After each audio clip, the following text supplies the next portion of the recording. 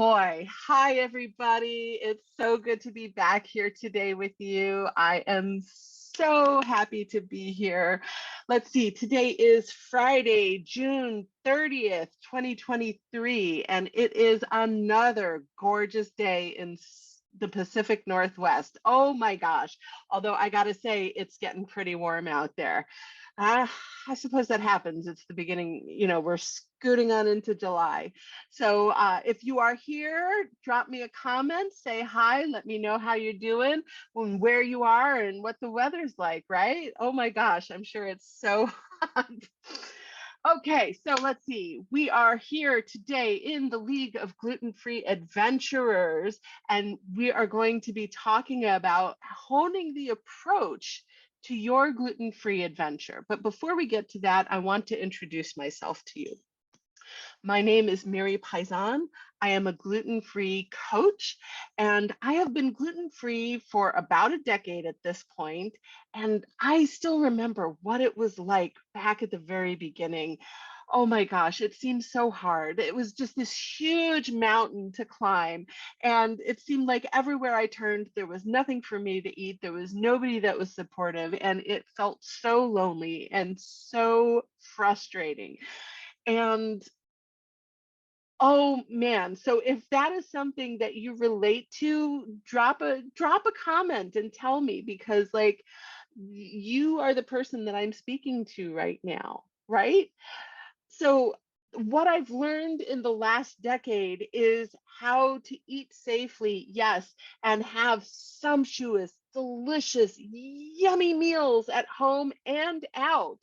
And when you're dining out, when you're out with friends, or even when you're over at somebody's house, how you can still have good food and good friends at the same time. You do not have to stay home. You do not have to give up your social life. You just have to do a couple of extra steps. And you also have to work on your mindset a little bit, which is exactly what we're going to be talking about today.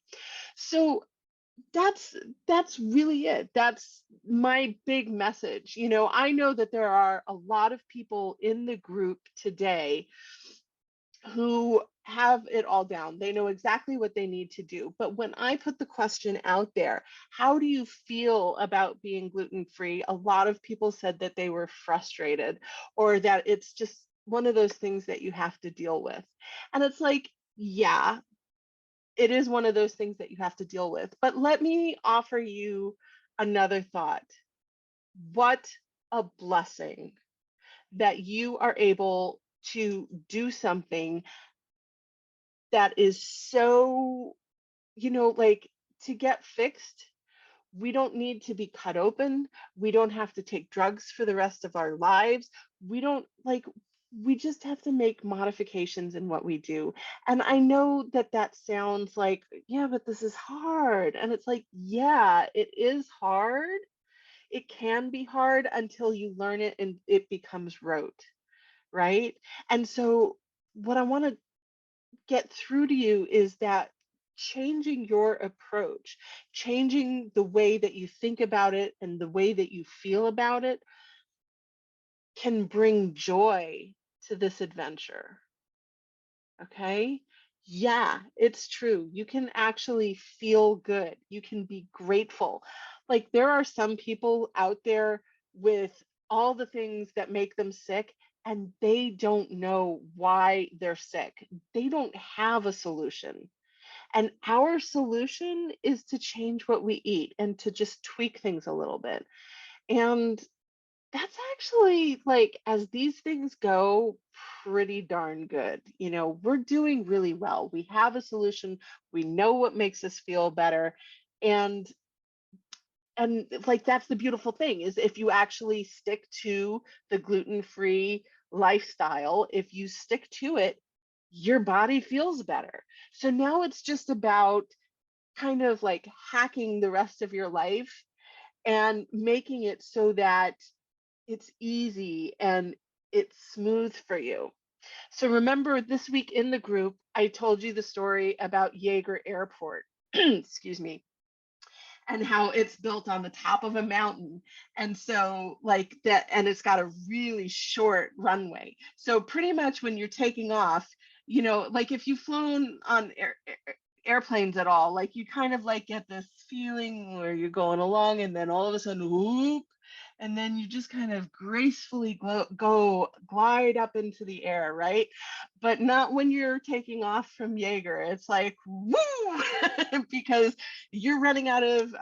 So you speed up really really fast, and then you are off and running super super fast. But then the approach when you're landing at Jaeger Airport, because it is on the side of a mountain, if your pilot is off even a little bit, like instead of like crashing into the ground, you're crashing, and like that might like ruin the wheels and that might cause a little bit of jarring and scariness.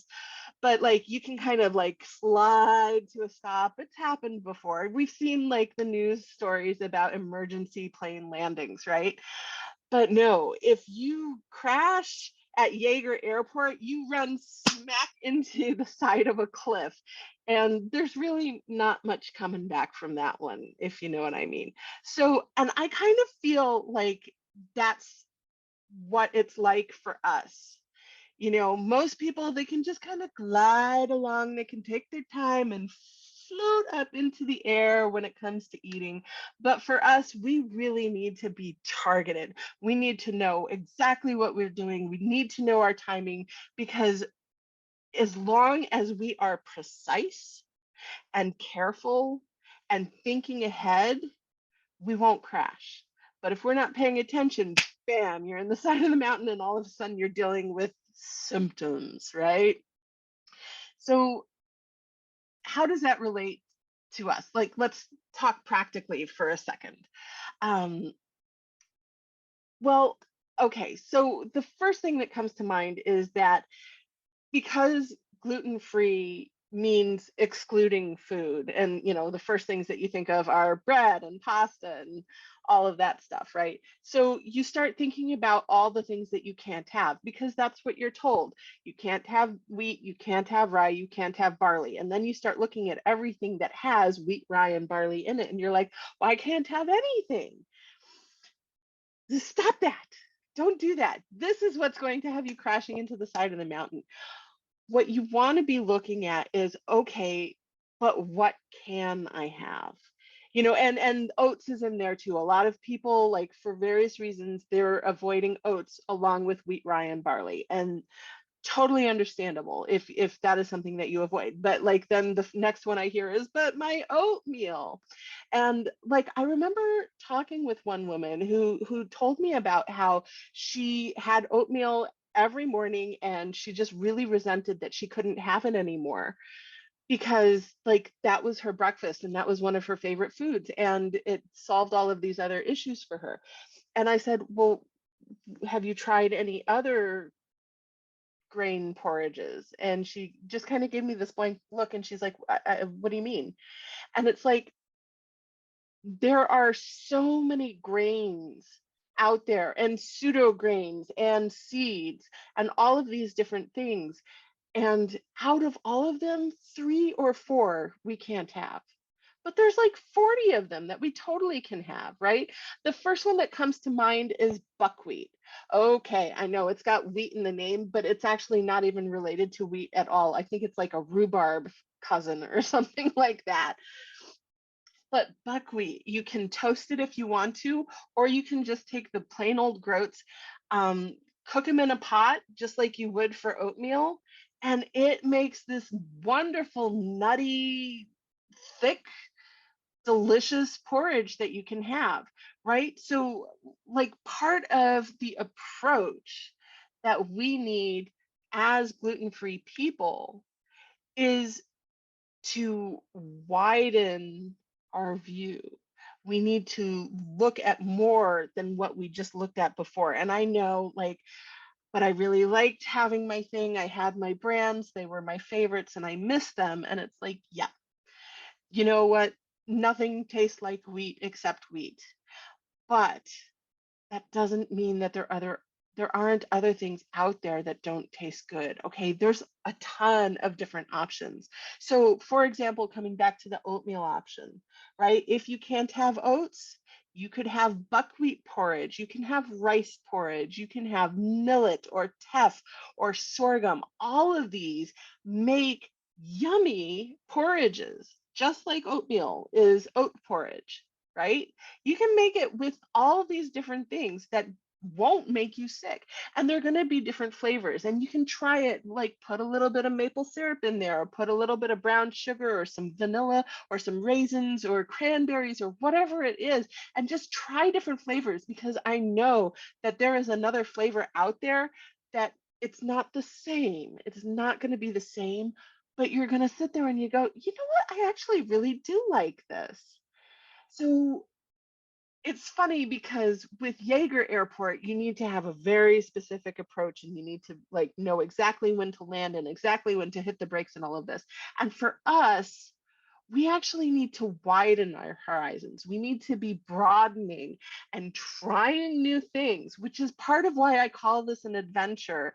You know, so many people are like, oh no, the gluten-free life, it's terrible. But I got to tell you, I have learned so much and had so much fun trying new foods that I never would have even imagined existed. And the only reason I found out about them is because I was looking for different kinds of gluten-free bread, you know, and finding ones that are naturally gluten-free. They were never made with wheat. The one that comes to the top of my mind is the Ethiopian bread injera. It's made with teff. They've never used wheat, and it is delicious. So there's lots of different options. We just need to remember to keep our mind open and be ready and willing to try different things that maybe like it sounds weird at first, but it turns out to be really delightful. Okay. So the other thing that I want to remind you is that I fully understand that you are busy. All of us are busy, leading crazy and full lives, and things are coming at you from all different directions. Carrie writes, I have found gluten-free granola butter as a substitute for peanut butter. I love it, and it has the texture of natural peanut butter. There you go. That's exactly what I'm talking about. It's not something that you'd be like going to the grocery store and I'm like, I need to get granola butter, you know, but once you try it, you're like, this is delicious, and it has the mouthfeel in it, and it has the flavor. So yes, Carrie, exactly, or Kari, I'm sorry, I'm not quite sure which one it is, but I love that example. That is a perfect example. Yes, absolutely. So while I understand that we are living in very busy times and hectic and things coming at you from every direction, I want to remind you that taking even 20-30 minutes to make your own meal, there are so many benefits to it. And I fully get that you're busy and tired.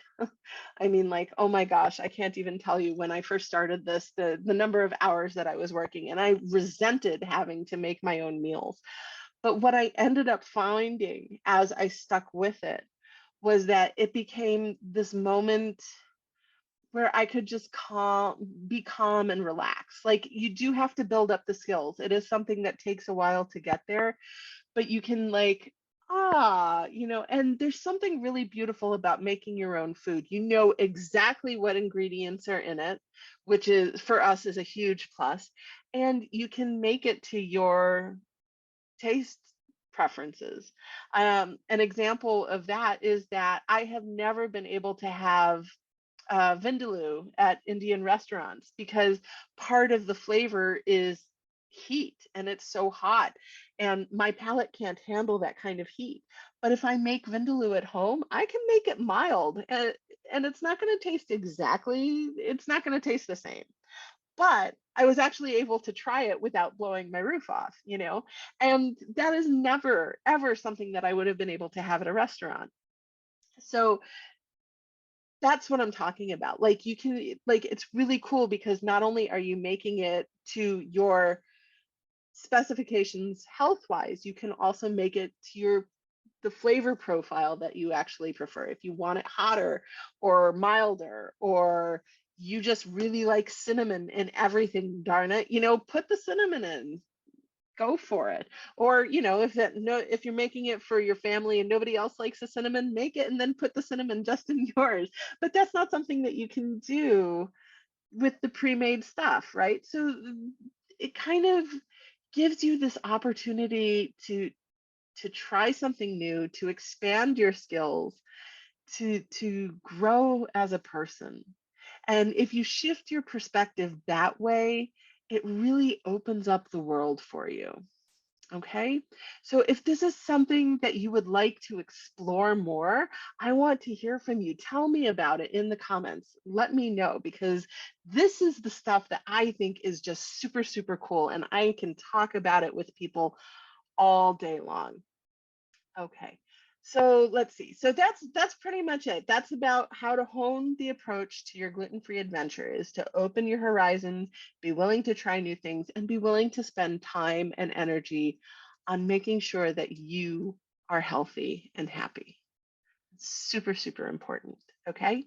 So now I want to pull out my, let's see, we've got a letter from Annika. We've got an email, and she writes, what foods commonly have gluten where you wouldn't expect them? That's a great question, Annika, and I get it all the time. All right, so the big one, the number one thing for me is soy sauce, because soy sauce is not only used in like entire cuisines, like different, like Chinese food, Japanese food, frequently, both of them frequently use soy sauce. But Americans in American style food frequently use it as a marinade also, because it works really well. And number one ingredient, sometimes number two, it kind of varies between the two, is number one or number two ingredient in soy sauce is usually wheat. Now there are options. There's gluten-free soy sauce, there's tamari, there's amino, stuff like that. Kari, new to this and having trouble remembering. Yeah, so soy sauce, that's a big one to look out for. It's in marinades, it's in sauces, it's in soups. So if you can remember to look for that, what is it? Beef jerky. Like, that's a favorite snack in our household. And we have to remember to make sure to check, because almost all of them, especially teriyaki, which is made with soy sauce, but a lot of them have soy sauce in the marinade. So you have to watch out and make sure that it is either a gluten-free soy sauce or that they're using something else. Number two, licorice and other candies. Licorice, oh my gosh, I know, like some people don't like it. I love black licorice. My husband does too. We fight over the black jelly beans. But licorice itself, the number one ingredient is actually gluten. It's wheat. Yeah. So and chocolate is frequently flavored with barley, with malt, which is made from barley. 99.99% of the time. There is corn barley out there. I have not seen it commonly though. So chocolate is a big one because of the barley. Candies, drinks, anything like that, anything that has chocolate, you're going to want to check to see, does it have malt in there, because that has gluten in it. Another one that shocked me when I was first starting out, lunch meat. Why? Why is there gluten in lunch meat? I don't know. I still don't know. But you are definitely going to want to look for lunch meat, or hot dogs, or anything prepared. Even bacon can have it in there. And it's not always listed because it's kind of like in the spice mix. So especially with that kind of stuff, you're going to want to check the company, check the ingredients, check the company. For me personally, I use a brand called Applegate Farms, because they put it on the front of the label, and it's in tiny little print, but it's on there. It is gluten-free and casein-free, which is another thing that I have issue with. So Applegate is like my favorite brand, but there are other brands out there that are gluten-free. So you just have to keep an eye on it and remember to read the labels. Another one that surprised me, ice cream. What the heck, man? But some people use ice cream. They use wheat flour to thicken ice cream instead of thickening it up the traditional way. It's a fast and cheap version, and I get that.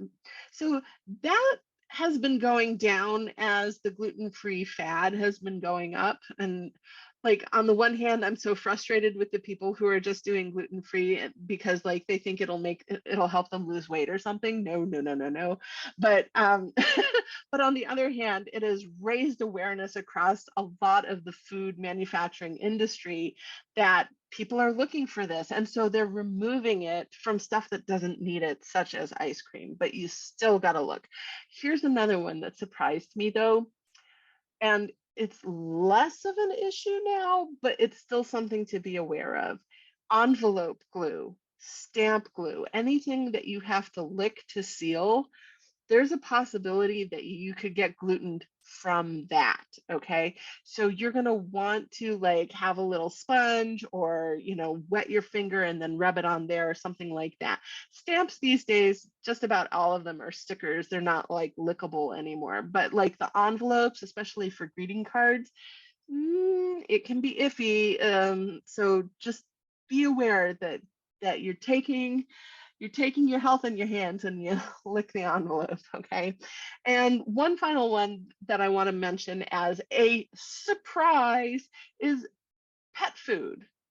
And no, I am not expecting anybody here is actually eating pet food. That's not what I'm saying. But depending on how tolerant you are or intolerant you are to having it in your area, if your dog is like my dog and throws their food everywhere, you could be picking it up, it could get on your counter. So you just want to be aware, less about like ingesting it directly, which I hope you're not doing, but more about cross contact, right? Or like if it gets dusty and like the powder flies up into the air, you want to be aware of that. So that is like my top list.